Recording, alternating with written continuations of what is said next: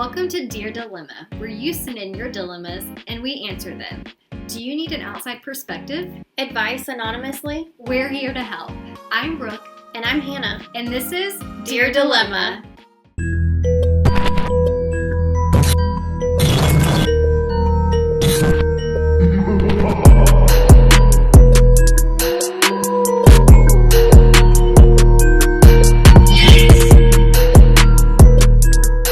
Welcome back to Dear Dilemma. Today's episode, spooky! We have some submissions to read to you from people that entered their spooky ghost stories or just weird, odd experiences. So, Brooke's gonna take it away and share the ones that were submitted. Yeah. Okay. So, this says, when I was a young child, my parents had been fighting terribly. Been there. I remember feeling scared. My mom told me to go take a shower because it was a school night. So I headed down the hallway, stopped in my tracks when I overheard a woman calling my name and asking if I was okay. Whoa. I stood there frozen. It seemed the voice came from my siblings' room, but no one was in there. I remember still being frozen and somehow made it to the bathroom to shower. Still terrified after, girl, or whoever you are, I went out that door. Still terrified after, I went to tell my mom, practically in tears. She said it was probably the TV. Sounds like my dad. It's probably your great-great-grandfather. Yeah, don't worry about it. It's fine. Yeah. It definitely wasn't, but whatever. I told her again as an adult, and she said it could have been a guardian angel. I don't know what the heck it was, but it was terrifying. Interesting. You know what my first thought was?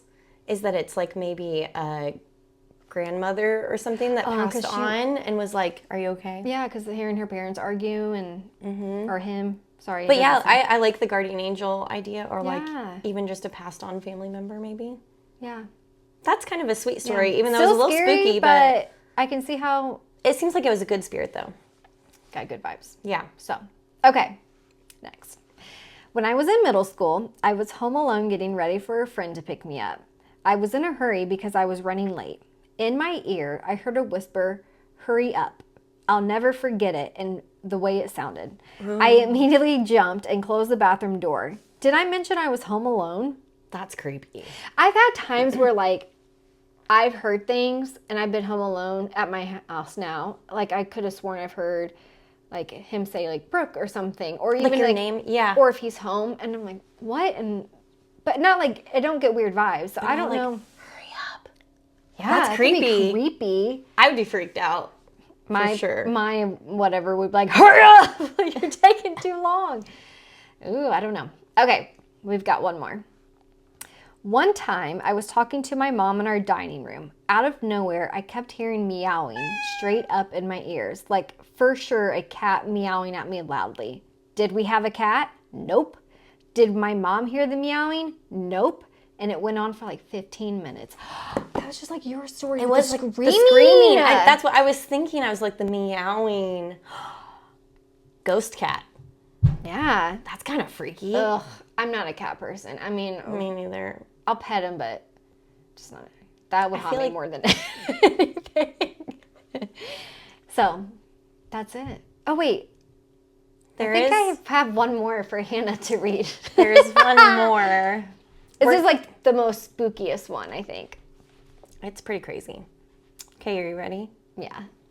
I took a poop once and went to wipe and nothing was there.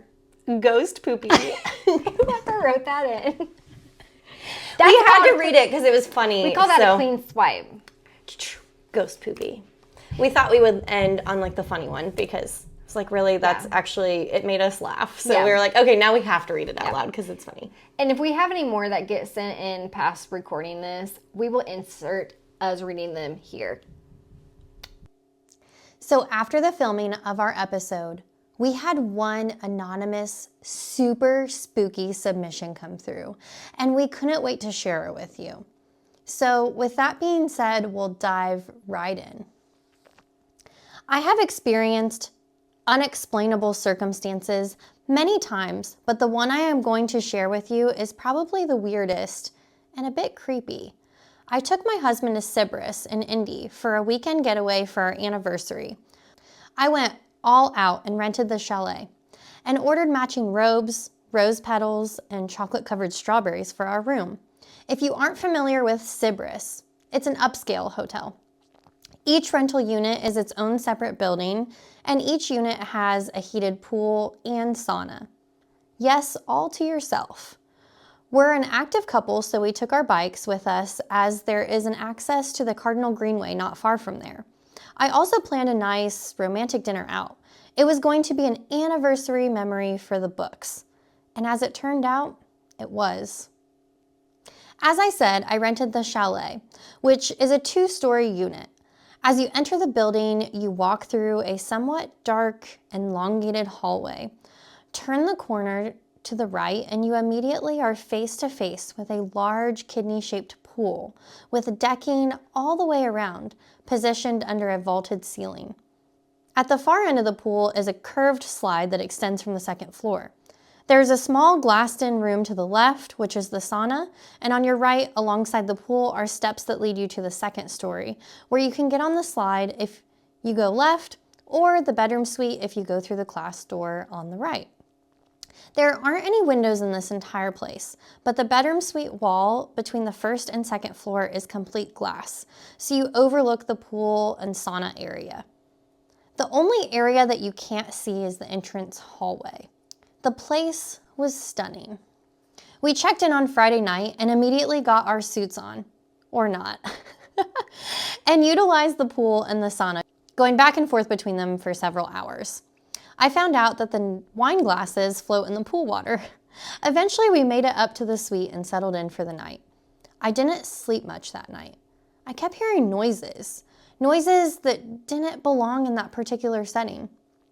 It sounded as if there was construction going on all freaking night long. That was in caps. It sounded like someone or multiple people were hammering. It would stop for a while, and then about the time I was dozing off, it would start again. It kept me up, and I wanted to go downstairs to check, but I was too scared, and I didn't want to wake my spouse. It sounded like the noise was coming from that creepy, dark hallway underneath us, or just right outside the door. I couldn't look out the window as there weren't any, so I tried my best just to catch some shut-eye when I could. Saturday morning, we woke up and continued the day as planned. We took a bike ride, went to dinner as planned, and returned to the chalet for the evening. We utilized the pool and the sauna again, and we went to bed where it was a complete repeat of the night before, with one exception. I got up in the middle of the night to go to the bathroom, but to get to the bathroom, you have to walk by the glass wall that overlooks the pool. There was no need to turn on any lights to get to the bathroom because the lights from the pool gave just enough ambient lighting to get there without incident. As I walk by the glass wall overlooking the pool, I see something out of the corner of my eye and glance down at the pool. I quickly do a double take as I cast my gaze on what looks like a male-framed body in a white robe, much like the robes I purchased for our weekend, floating face down in the shallow end of the pool. His arms and legs are in the spread eagle formation. I think my heart skipped a beat as I stared in horror of what looked like a dead body to me.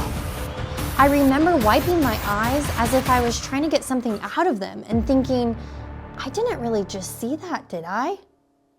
When I looked back up, he was gone. Needless to say, I didn't sleep the rest of the night. And after that sighting, I kept hearing voices. They were faint, so faint that I couldn't make out what they were saying, but it kept me awake. After all of this, there was no way I was telling my sleeping spouse about this, or anyone else for that matter. After all, not everyone believes in the supernatural. And if I'm being honest, I wasn't exactly sure what I thought I saw. We were on our way home Sunday morning, and my husband confesses that he was really tired and didn't sleep much both nights. After asking why, he proceeds to tell me that he kept hearing weird noises. I said it was the same for me. I asked him what noises he heard, and he relays to me exactly what I heard: hammering, construction noises from the hallway. We were both a bit freaked out, but felt vindicated about our similar creepy experiences. I did eventually tell him about the dead body I saw in the pool. He didn't call me crazy or divorce me. Glad that didn't happen. But the story doesn't end there. When we returned home, I continued to hear the muffled voices, but only at night when I was trying to sleep. I did end up confiding in my sister-in-law, who was a believer, and she gave me what I decided was conceivable advice. She said because I unknowingly acknowledged this spirit in the pool, it attached itself to me and followed me home. She told me to talk to it, acknowledge its existence, tell it I know it's not there to scare me or hurt me, but that it's time to move on. Basically, politely, ask it to leave. It worked. The writer says, "Happy Halloween. This is a true story." You guys, I cannot believe this. They're just going out to enjoy their anniversary weekend, and all of a sudden, she sees a dead body face down in the pool, and then is like, oh my gosh, did I actually see that? And they're hearing construction noises all night, which I'm assuming there wasn't actual construction going on in the hotel, but it's weird, isn't it? What a strange thing. Oh my gosh. You guys, don't forget to like, comment, subscribe. Also, make sure that you follow us on Instagram, TikTok, and you guys, we're now Spotify official. So if you want to download the Spotify app and type Dear Dilemma Official in the homepage, it'll pull all of our episodes right up for you to listen on the go. So, all right. Well, we hope you enjoyed today's Halloween spooky episode and the one on Tuesdays. And sometimes we might throw in a little fun here or there. We don't always plan on doing just submissions. Yeah, we have some fun things planned for the future, but we won't share those things just yet. So continue to stay tuned because Brooke and I have a lot of plans in the works. Yep. And I think you guys are going to really enjoy it. And for today, for Halloween, stay spooky!